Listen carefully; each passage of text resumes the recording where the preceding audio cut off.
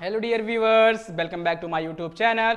दोस्तों, आज हम मैथ के कुछ ऐसे क्वेश्चंस करने वाले हैं जो आपके एग्जाम के पॉइंट ऑफ व्यू से बहुत ही इंपॉर्टेंट। दोस्तों, वीडियो में आगे बढ़ने से पहले अगर आप हमारे चैनल पे नए हैं तो चैनल को सब्सक्राइब कर लीजिए। वीडियो को बिना स्किप किए दोस्तों अंत तक देखिए। अगर वीडियो अच्छी लगी दोस्तों तो लाइक करिए, कमेंट करिए और शेयर कर दीजिए, जिससे कि वे बच्चे जो इस बार बोर्ड की परीक्षा में अपीयर करने वाले हैं वो अपनी परीक्षा की अच्छी तैयारी कर सके और अच्छे मार्क्स स्कोर कर सके। दोस्तों, हेलो दोस्तों, कैसे हो आप सब। आशा करता हूँ आप सब बहुत अच्छे होंगे। दोस्तों चलिए स्टार्ट करते हैं दोस्तों हमारे इस सीरीज के इस वीडियो का पहला प्रश्न। दोस्तों आशा करता हूँ आप सब नोट्स लेके बैठे होंगे। दोस्तों यहाँ पे जितने भी क्वेश्चंस करवाए जा रहे हैं दोस्तों, यहाँ पे इस सीरीज में जितने भी क्वेश्चंस करवाए जा रहे हैं दोस्तों, आपकी बोर्ड एग्जाम 2023 के लिए मोस्ट एक्सपेक्टेड क्वेश्चन दोस्तों, अत्यधिक संभावित प्रश्न दोस्तों आपके एग्जाम में आ सकते हैं। दोस्तों मोस्ट इंपॉर्टेंट क्वेश्चन दोस्तों, आप सब अपने नोट्स में हर एक क्वेश्चन को नोट करते रहिए ताकि एग्जाम के टाइम आप अच्छे से रिवीजन कर सको, एक अच्छी रिवीजन कर सको दोस्तों, एक अच्छी रिवीजन कर सको, जिससे कि आपको एग्जाम में कोई दिक्कत ना हो, आपकी परीक्षा में कोई दिक्कत ना। दोस्तों यहाँ पे जितने भी क्वेश्चंस करवाए जा रहे हैं अपने नोट्स में नोट करते रहिए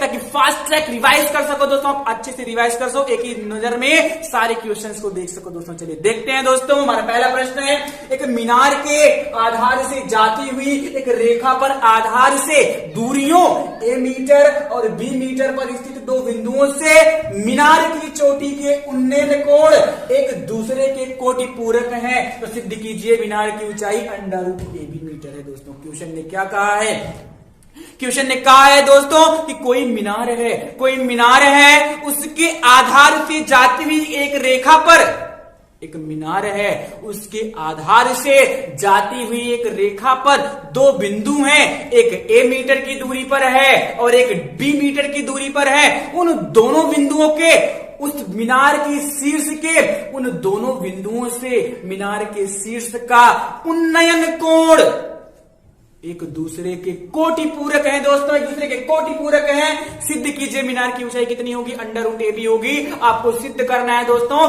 कि इस मीनार की जो ऊंचाई होगी वो √AB मीटर होगी। दोस्तों आई होप आपको क्वेश्चन समझ में आया होगा, आई होप आपको क्वेश्चन समझ में आया। दोस्तों मोस्ट इंपॉर्टेंट क्वेश्चन है दोस्तों, दीर्घ उत्तरीय प्रश्न 6 नंबर में पूछ लेता है। चलिए देख लेते हैं दोस्तों क्वेश्चन ने क्या कहा है कि मीनार है AB, उसके आधार यानी कि B से जाती हुई एक रेखा पर दो बिंदु C और D हैं। हम लोग मान रहे हैं C जो है वो A मीटर की दूरी पर है, D जो है वो B मीटर की दूरी पर है। जो C और D के उन्नयन कोण है उस शीर्ष के लिए, उस मीनार के शीर्ष के लिए C और D के जो उन्नयन कोण है ये एक दूसरे के कोटि पूरक हैं। दोस्तों ये एक दूसरे के कोटि पूरक हैं। आपको सिद्ध करना है कि जो ऊंचाई होगी वो क्या होगी, √AB मीटर होगी। दोस्तों आइए हल करते हैं, इसकी सॉल्यूशन की तरफ चलते हैं। दोस्तों सबसे पहले दिया है मीनार AB, लिख लेंगे दोस्तों माना AB एक मीनार है, माना AB एक मीनार है जिसकी ऊंचाई, लिख लेंगे जिसकी ऊंचाई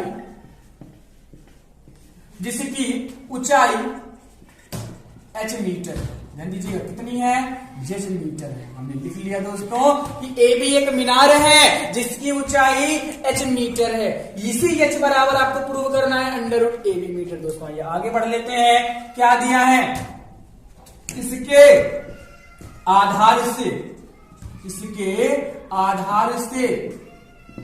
जाती हुई रेखा पर, इसके आधार से जाती हुई रेखा पर दो बिंदु, मान लिया हमने कि इसके आधार से जाती हुई रेखा पर स्थित दो बिंदु क्या हैं, C और D हैं। दो बिंदु C और D हैं दोस्तों, दो बिंदु C और D हैं, ये हमने मान लिया। ओके, इसके आधार से जाती हुई रेखा पर दो बिंदु क्या हैं, C और D हैं, और इन C और D से जो उन्नयन कोण बनता है मीनार की शीर्ष के लिए, ये एक दूसरे के क्या है दोस्तों, कोटि पूरक है, एक दूसरे के कॉम्प्लीमेंट हैं, कॉम्प्लीमेंट्री एंगल से। दोस्तों चूंकि C तथा D पर शीर्ष के लिए उन्नयन कोण क्रमशः कोटि पूरक हैं, क्रमशः क्या है दोस्तों, कोटि पूरक है। आई होप समझ में आ रहा होगा। ये सारी चीजें प्रश्न में ऑलरेडी बता दिया, प्रश्न क्वेश्चन ने ऑलरेडी कह दिया है कि जो दोनों बिंदु पर शीर्ष कोण शीर्ष के उन्नयन कोण बन रहे हैं वो क्या है, कोटि पूरक है। मैं आपको सब चीज बताऊंगा, कंफ्यूज नहीं होंगे कि कोटि पूरक क्या होता है, उन्नयन कोण क्या होता है। दोस्तों मैं आपको सारी चीजें बताऊंगा, पेशेंस बना के रखिए। चलिए देख लेते हैं दोस्तों, अच्छे समझिएगा उन्नयन कोण क्या होता है। कोई व्यक्ति यहां खड़ा है, पृथ्वी पर खड़ा होगा। कोई व्यक्ति खड़ा है पृथ्वी पर, तो पृथ्वी तल के समांतर जाने वाली रेखा क्षैतिज रेखा, पृथ्वी तल के समांतर जाने वाली रेखा क्षैतिज रेखा दिमाग में बिठा लीजिए, ताकि उन्नयन और अवनमन कोण समझने में आपको कभी प्रॉब्लम ना हो। व्यक्ति खड़ा है पृथ्वी तल पर, पृथ्वी तल के समांतर जाने वाली रेखा क्षैतिज रेखा। दोस्तों अब कोई वस्तु अगर ऊपर स्थित है, कोई वस्तु कहां स्थित है, ऊपर स्थित है, और वह व्यक्ति अपनी आंख को उस वस्तु को देखने के लिए ऊपर की तरफ उठाता है, अपनी आंख को वस्तु को देखने के लिए ऊपर की ओर उठाता है, अर्थात क्षैतिज रेखा से ऊपर की ओर उठाता है। दोस्तों तो ये दृष्टि रेखा हो गई, और दृष्टि रेखा और क्षैतिज रेखा के मध्य बनने वाला कोण उन्नयन कोण होगा। जब वह व्यक्ति किसी क्षैतिज रेखा से ऊपर स्थित किसी वस्तु को देखेगा, तो दृष्टि रेखा और क्षैतिज रेखा के मध्य बनने वाला कोण दोस्तों उन्नयन कोण होता है। सपोज ये वस्तु नीचे स्थित है, मान लीजिए वो वस्तु नीचे स्थित है, कहां, क्षैतिज रेखा से नीचे स्थित है, तब वह व्यक्ति जब वस्तु को देखेगा तो इस स्थिति में दृष्टि रेखा और क्षैतिज रेखा के मध्य बनने वाला कोण दोस्तों अवनमन कोण होगा। यानी जब कोई वस्तु क्षैतिज रेखा से ऊपर स्थित है और व्यक्ति उस वस्तु को देख रहा है, तो उस समय दृष्टि रेखा और क्षैतिज रेखा के मध्य बनने वाला कोण उन्नयन कोण होता है। दोस्तों और जब वही वस्तु कहां स्थित है, क्षैतिज रेखा से नीचे स्थित है, तो दृष्टि रेखा और क्षैतिज रेखा के मध्य बनने वाला कोण दोस्तों अवनमन कोण होता है। आई होप आपको सारी चीजें समझ में आ गई होंगी दोस्तों। अब उस बिंदु से मीनार की शीर्ष को देखा जा रहा है, मीनार के शीर्ष को देखा जा रहा है, नीचे से ऊपर की ओर देखा जा रहा है, तो कौन सा कोण बनेगा मुझे बता दीजिए। जी बिल्कुल उन्नयन कोण बनेगा। कौन सा कोण बनेगा, उन्नयन कोण बनेगा। दोस्तों इसको समझ लीजिए, कोटि पूरक। कोटि पूरक का मतलब क्या होता है दोस्तों, कोटि पूरक का मतलब होता है कॉम्प्लीमेंट्री, कॉम्प्लीमेंट। दो एंगल कोटि पूरक तब होते हैं, दो कोण कॉम्प्लीमेंट तब होते हैं, दो एंगल कॉम्प्लीमेंट्री एंगल तब होते हैं जब उनका योग कितना हो, 90 हो, 90 डिग्री हो। दोस्तों दो एंगल कॉम्प्लीमेंट्री एंगल कहलाते हैं कब, जब उनका सम कितना हो, 90 हो। जब उनका सम कितना हो, 90 हो। सोच के बताइए, अगर कोई कोण दिया है 30 अंश, कोई कोण दिया है 30 अंश, तो अगर आपसे पूछ लिया कि इसका कॉम्प्लीमेंट्री एंगल कितना होगा, जी बिल्कुल कितना होगा, 60 होगा।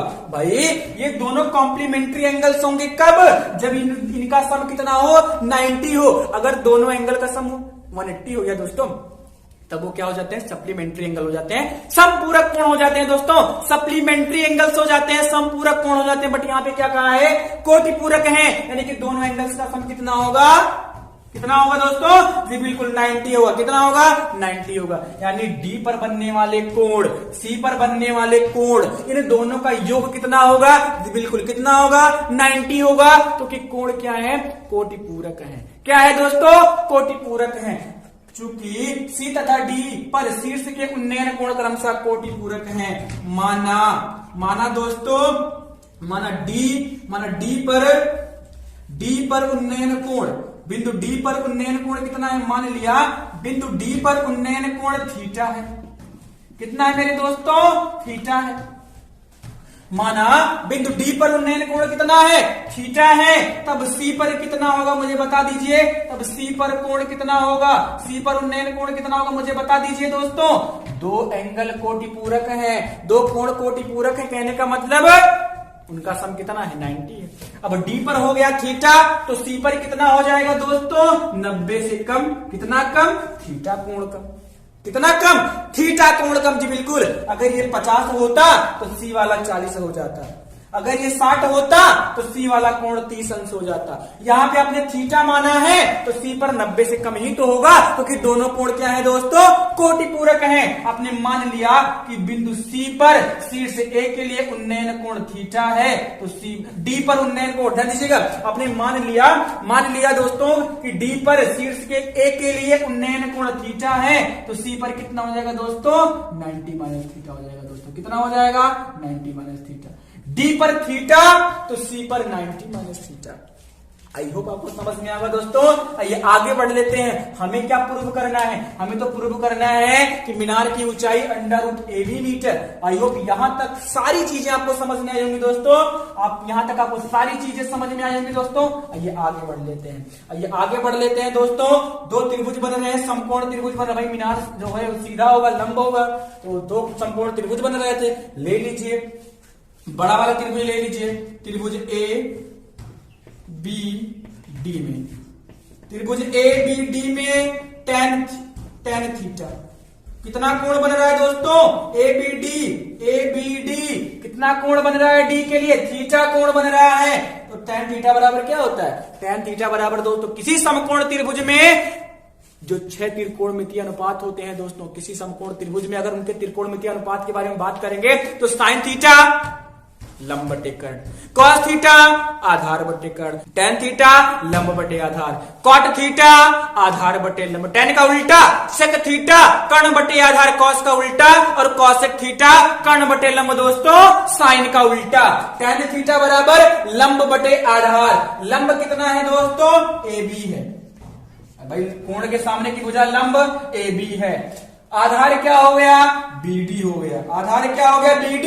tan थीटा की वैल्यू tan थीटा ही, थीटा की वैल्यू कुछ दी ही नहीं गई है, थीटा की वैल्यू कुछ नहीं दी गई है दोस्तों। tan थीटा AB ऊंचाई हमने h माना है। ऊंचाई कितना माना है दोस्तों? h माना है। ऊंचाई हमने h माना है। BD कितना दिया है? B metre. BD कितना दिया है दोस्तों? B मीटर दिया है। तब आगे बढ़ लेंगे तो h बराबर हो गया, भाग में उधर जाएगा गुणा में B tan theta. H is equal to कितना दोस्तों? B tan theta. H is equal to B tan theta. आइए आगे बढ़ लेते हैं, इक्वेशन 1 कर लेते हैं दोस्तों। अब लिखेंगे अब लिखेंगे आगे। अब कौन सा त्रिभुज दोस्तों? लिखेंगे अब त्रिभुज ABC में, त्रिभुज ABC में यहां फिर से अब की बार tan 90 माइनस थीटा है। tan 90 माइनस थीटा है दोस्तों। tan 90 माइनस थीटा लंब क्या है? AB है। AB बटे आधार क्या है? BC है। आधार क्या है? BC है। tan 90 माइनस थीटा दोस्तों, tan 90 माइनस थीटा पूरक कोणों के त्रिकोणमितीय अनुपात। मैंने इस पर वीडियो बना रखी है दोस्तों, ऑलरेडी वीडियो बना रखी है, डिस्क्रिप्शन में लिंक डाल दूंगा, वहां से आप जाके देख लीजिएगा। मैं आपको फिर भी रिवाइज करवा देता हूं दोस्तों। साइन 90 माइनस थीटा, 90 के रिस्पेक्ट में साइन चेंज होता है किसमें?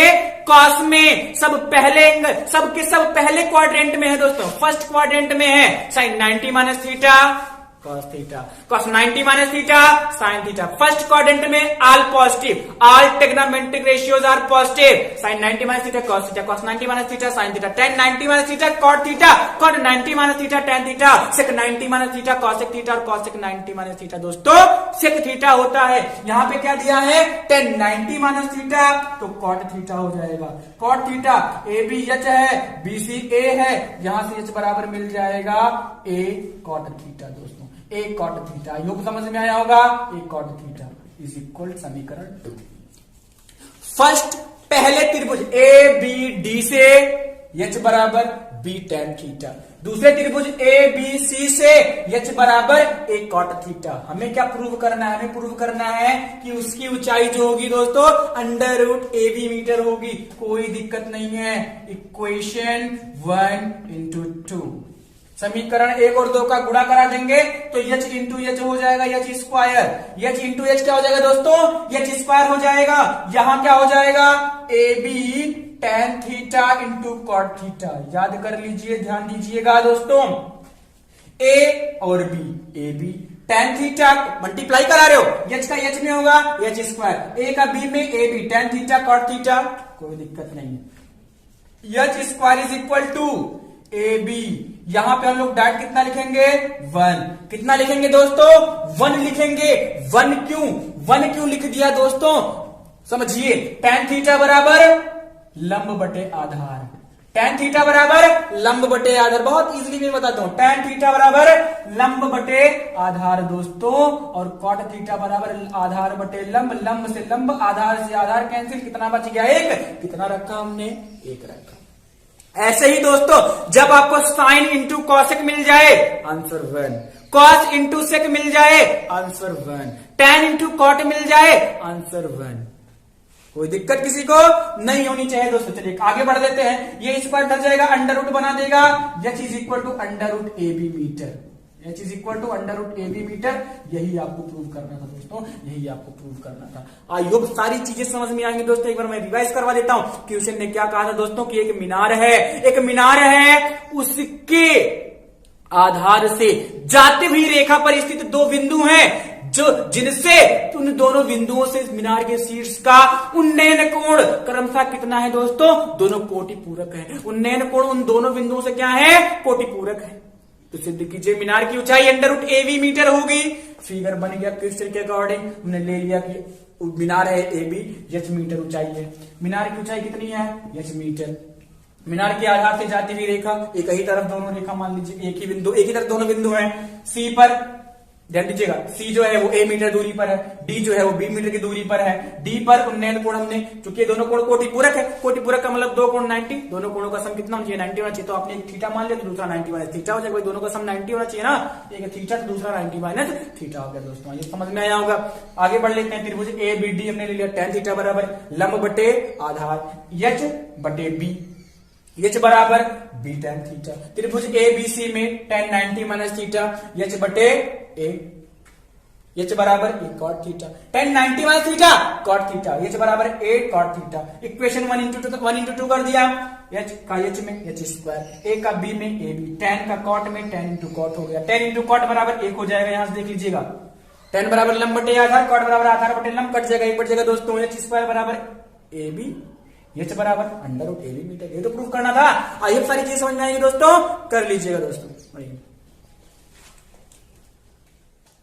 चलिए देखते हैं दोस्तों, हमारा दूसरा प्रश्न है, अवरोही क्रम में व्यवस्थित संख्याओं 48, 44, 41, 36, 2x प्लस 8, 2x माइनस 6, 14, 11, 8, 6 की माध्यिका 25 है, तो यक्ष का मान ज्ञात कीजिए तथा पांचवा और छठवां पद ज्ञात कीजिए। दोस्तों क्वेश्चन ने क्या कहा है कि कुछ संख्याएं दी गई हैं दोस्तों, कुछ संख्याएं दी गई हैं और इन्हें अवरोही क्रम में व्यवस्थित किया गया है। अवरोही क्रम यानी कि डिसेंडिंग ऑर्डर, यानी कि घटते हुए क्रम में कुछ संख्याएं हैं दोस्तों, उन्हें घटते हुए क्रम में, अवरोही क्रम में व्यवस्थित किया गया है दोस्तों, व्यवस्थित किया गया है, संजोया गया है दोस्तों। और कहा गया है कि इनकी माध्यिका, इनकी मीडियन कितनी है दोस्तों, 25 है, 25 है। तो यक्ष की वैल्यू फाइंड करिए। और आपका फिफ्थ टर्म और सिक्स्थ टर्म कितना होगा दोस्तों, इसको भी पता करिए। आई होप आप क्वेश्चन समझ गए होंगे दोस्तों। चलिए स्टार्ट करते हैं दोस्तों। चलिए इसके सॉल्यूशन की तरफ चलते हैं। आइए हल करते हैं दोस्तों। सबसे पहले संख्याएं किस ऑर्डर में दी गई हैं, डिसेंडिंग ऑर्डर में दी गई हैं दोस्तों। कौन कौन सी संख्याएं हैं, लिखा दिया गया है दोस्तों 48, 44, 41, 36, अगला है 2x प्लस 8, फिर अगला है 2x माइनस 6, फिर अगला है 14, 11, 8 एंड 6। ये सारी संख्याएं दोस्तों, ये ऑलरेडी क्या है, व्यवस्थित हैं, अरेंज्ड हैं दोस्तों। किस ऑर्डर में दोस्तों, अवरोही क्रम में, डिसेंडिंग ऑर्डर में, ये ऑलरेडी अरेंज हैं। ध्यान दीजिएगा, ये सब संख्याएं दोस्तों ऑलरेडी अरेंज हैं डिसेंडिंग ऑर्डर में। ध्यान दीजिएगा दोस्तों, ये आपका अवर्गीकृत आंकड़ा है दोस्तों, ये अवर्गीकृत आंकड़ा है दोस्तों। इनसे आपको माध्यिका ज्ञात करनी है। माध्यिका ज्ञात करनी नहीं है दोस्तों, माध्यिका ऑलरेडी दिया है 25, वैल्यू यक्ष की फाइंड करनी है, वैल्यू यक्ष की फाइंड करनी है दोस्तों। और आपको ये फिफ्थ टर्म और सिक्स्थ टर्म कितना कितना होगा ये आपको बताना है। आई होप पूरा क्वेश्चन समझ गए होंगे दोस्तों। चलिए देख लेते हैं। मैं आपको थोड़ी और चीजें बताना चाहूंगा दोस्तों कि माध्यिका किसी भी अवर्गीकृत आंकड़ों के लिए मीडियन यानी कि माध्यिका कैसे निकालते हैं। देखिए दोस्तों, माध्यिका बराबर क्या होता है, जब पदों की संख्या क्या हो दोस्तों, जब पदों की संख्या क्या हो, सम हो। समपद हो दोस्तों, जब n बराबर क्या हो, समपद हो। दिमाग में बिठा लीजिएगा, अवर्गीकृत आंकड़ों के लिए माध्यिका, माध्यिका बराबर क्या होता है, जब पद क्या हो, सम हो, तो n/2, n/2 वहां पद, यानी कि n/2 वहां पद, यानी टर्म n/2 प्लस 1वां पद और बटे में 2 दोस्तों, अपॉन 2। ये माध्यिका का सूत्र है, फॉर्मूला है, अपनी नोट्स में लिख लीजिएगा। जब टर्म क्या हो, कितने टर्म हो, इवन टर्म हो, समपद हो। जब दिए हुए डाटा में, जब गिवन डाटा में, दिए हुए आंकड़े में पदों की संख्या क्या हो दोस्तों, सम हो, तब माध्यिका बराबर क्या होता है, n/2वां पद प्लस n/2 प्लस 1वां पद बटे में 2। और जब कभी भी इन पदों की संख्या क्या हो जाए दोस्तों, विषम हो जाए, इन पदों की संख्या कितनी हो जाए, विषम हो जाए दोस्तों, विषम पद मिल जाए आपको डाटा में, तब माध्यिका बराबर क्या होता है दोस्तों, n प्लस 1/2वां पद, n प्लस 1/2वां पद दोस्तों। याद कर लीजिए, दिमाग में बिठा लीजिएगा, नोट्स में अपने नोट डाउन कर लीजिएगा, ताकि एग्जाम के टाइम आप अच्छी प्रिपरेशन कर सको दोस्तों। आयोग फार्मूला लिख लिए होंगे, आइए आगे बढ़ लेते हैं। सबसे पहले हम देख लेते हैं कि हमारे इस गिवन डाटा में कितने टर्म दिए गए हैं। इस गिवन डाटा में कितने टर्म दिए गए हैं दोस्तों, 1 2 3 4 5 6 7 8 9 और 10। कुल मिला के इस हमारी डाटा में दिए हुए आंकड़े में 10 पद है दोस्तों। n बराबर कितना है, यहां दोस्तों n बराबर कितना है, सम है। 10 पद है जो कि क्या है, सम है। 10 सम है ना, विषम क्या होता है, जो 2 से ना कटे। सम क्या होता है, जो 2 से डिविजिबल हो। तो 10 तो 2 से डिविजिबल है ना दोस्तों, तो ये क्या है, सम है। n बराबर 10, n is equal to 10 term, जो कि क्या है, सम है दोस्तों। अतः यहां पर माध्यिका बराबर क्या हो जाएगा दोस्तों, यहां माध्यिका बराबर क्या हो जाएगा मेरे दोस्तों, n/2वां पद, n/2वां पद प्लस n/2 प्लस 1वां पद दोस्तों, अपॉन 2। फॉर्मूला लिख लीजिएगा, आगे बढ़ते हैं। माध्यिका कितनी दी गई है इन डाटा के लिए, 25। ये देखिए माध्यिका कितनी है, 25 है। माध्यिका कितनी है दोस्तों, 25 है। n/2 टोटल टर्म कितने हैं, 10/2 वहां पद प्लस 10/2 प्लस 1वां पद और अपॉन में 2। आई होप समझ में आया होगा। आइए आगे बढ़ लेते हैं दोस्तों। यहाँ पे ये डिवाइड में इधर आके मल्टीप्लाई में 25 दूना 50 हो जाएगा दोस्तों, 25 दूना 50 हो जाएगा। बराबर में क्या होगा, बराबर में क्या होगा दोस्तों, यहां से देखेंगे 10/2 5वां पद, 10/2 5 हो गया, 5 प्लस 1 कितना हो जाएगा, 6वां पद। 5वां पद प्लस 6वां पद, 5वां पद क्या है दोस्तों, 2x प्लस 8। 6वां पद क्या है दोस्तों, 2x माइनस 6। 25 टू 50 हो गया, इधर डिवाइड में था तो मल्टीप्लाई में 10/2 यानी कि 5वां पद, 10/2 प्लस 1 6वां पद, यहाँ से 6वां पद, यहाँ पे 5वां पद। 5वां पद क्या है, 2x प्लस 8 है और 6वां पद क्या है, 2x माइनस 6 है दोस्तों। ये 50, यहाँ 2 कितना हो गया, 4x plus minus minus plus का 2 बचेगा, प्लस में रहेगा, माइनस में है, माइनस में हो जाएगा। 50 माइनस 2 कितना हो गया दोस्तों, 48 हो जाएगा। 50 माइनस 2 कितना हो जाएगा दोस्तों, 48। वहां पे तो 4x बचा है, ये प्लस में इधर आएगा, माइनस में यहाँ हो गया 48। ये मल्टीप्लाई में इधर आएगा डिवाइड में, x is equal to 48/4, x is equal to 12 चौक 48 12, 4 1 4 4 2 z। x की वैल्यू कितनी आ गई दोस्तों, 12 आ गई, यानी x बराबर कितना होगा, 12 होगा जी, बिल्कुल x बराबर कितना होगा, 12 होगा। अब आपसे पूछा है कि 5वां और 6वां पद कितने होंगे, देखिए 12 दूनी 24 8, 5वां पद भी तो पूछा है, 5वां यही तो है, 12 दूना 24 8 कितना होगा दोस्तों, 32। 5वां पद कितना होगा, 32 होगा। 12 दूना 24 माइनस 8, देखिए 12 दूना 24 और 24 माइनस 8 में 24 माइनस 6, 12 दूना 24 माइनस 6 कितना हो जाएगा दोस्तों, 18 हो जाएगा। कितना हो जाएगा, 18 हो जाएगा। आपको 5th टर्म कितना मिल गया, 32। 6th टर्म कितना मिल गया, 18। आई होप समझ में आएगा दोस्तों, नोट कर लीजिए। चलिए देखते हैं दोस्तों, हमारा तीसरा प्रश्न कोऑर्डिनेट ज्योमेट्री से कि यदि बिंदु A ब्रैकेट में x, y, B ब्रैकेट में 1, 2 तथा C ब्रैकेट में 2, 1 से बने त्रिभुज का क्षेत्रफल 6 वर्ग इकाई है, तो सिद्ध कीजिए कि x plus y is equal to 50 है कि 15। दोस्तों निर्देशांक ज्यामिति से आपका प्रश्न लिया गया है और क्वेश्चन ने कहा है कि यदि तीन बिंदु ए बी सी हो, तीन बिंदु ए बी और सी हो और उनके कोऑर्डिनेट दिए गए हो, ए के कोऑर्डिनेट x, y, बी के कोऑर्डिनेट 1, 2, सी के कोऑर्डिनेट 2, 1 हो दोस्तों, तो इन तीनों से अगर त्रिभुज बनता है, इन तीनों शीर्षों से इन तीनों को शीर्ष बनाकर एक त्रिभुज बनाया जाता है, तो अगर उसका क्षेत्रफल 6 वर्ग इकाई प्राप्त होता है तो सिद्ध कीजिए कि x + y = 15। क्या प्रूव करना है? x + y = 15। दोस्तों ये क्वेश्चन समझ में आया होगा दोस्तों कि एक त्रिभुज है और उसके निर्देशांक दिए गए हैं शीर्षों के, उसके शीर्षों के निर्देशांक दिए गए हैं और क्षेत्रफल प्राप्त होता है 6 वर्ग इकाई, तो सिद्ध करना है कि x + y = 15 प्रूव करना है दोस्तों। आइए इसकी सॉल्यूशन की तरफ चलते हैं, हल करते हैं दोस्तों।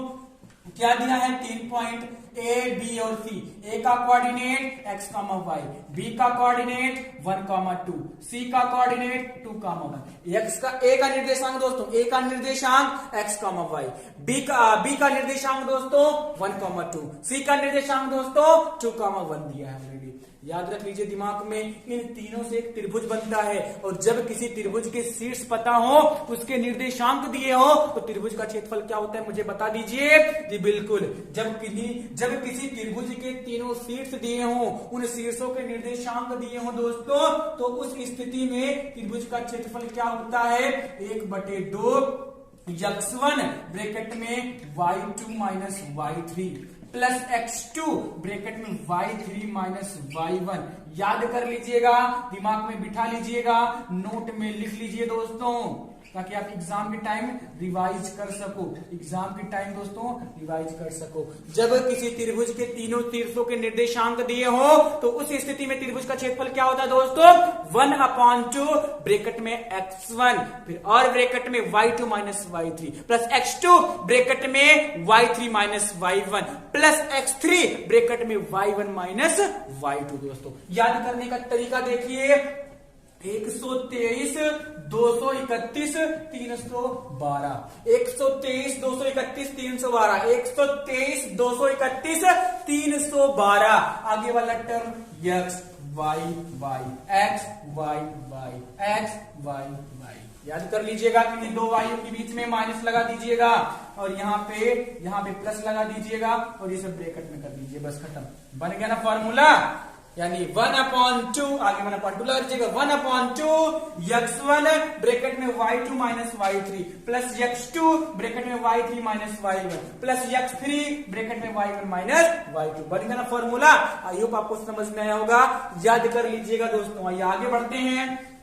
क्या दिया है दोस्तों कि त्रिभुज का क्षेत्रफल जो बनता है, इस त्रिभुज का क्षेत्रफल जो निकल के आता है वो कितना आता है? 6 यूनिट, 6 स्क्वायर यूनिट। इन तीनों शीर्षों से जो आपका त्रिभुज बनता है उसका क्षेत्रफल कितना आता है दोस्तों? 6 वर्ग इकाई आता है। लिख लेंगे, ये x1 है, y1, ये x2, y2, x3, y3।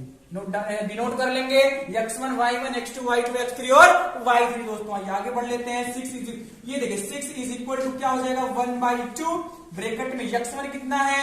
x है, रहने दीजिए, x1 x है, y2 कितना है? 2 है, y3 कितना है? 1 है, माइनस का 1 भाई ब्रैकेट बीच माइनस है ना, तो 2 - 1 हो जाएगा, प्लस x2 कितना है? 1 है, y3 कितना है? 1 है, y1 कितना है? y है। दोस्तों लिख लीजिए, कोई दिक्कत नहीं चाहिए, सब पुट कर दीजिए। वैसे x3 कितना है? 2 है, y1 कितना है? y है, y2 कितना है? 2 है, कोई दिक्कत नहीं, सारी चीजें से पुट कर दीजिए। ये डिवाइड में है, इधर आएगा मल्टीप्लाई में, 6 2 12, 6 दूनी 12, 6 2 12 हो गया। दोस्तों यहां से देख लीजिएगा, यहां ब्रैकेट में क्या बच रहा है?